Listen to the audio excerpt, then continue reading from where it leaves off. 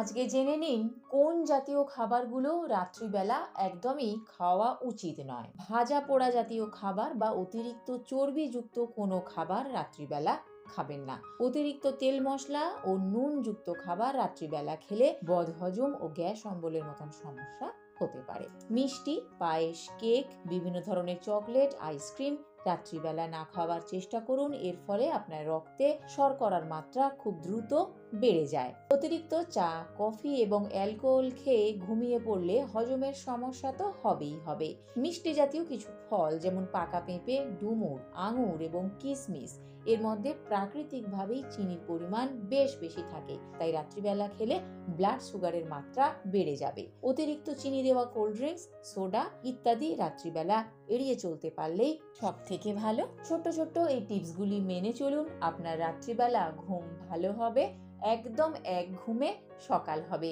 সুস্বাস্থ্যের চাবিকাঠি কিন্তু লুকিয়ে রয়েছে পর্যাপ্ত মাত্রায় ঘুমের ওপরে।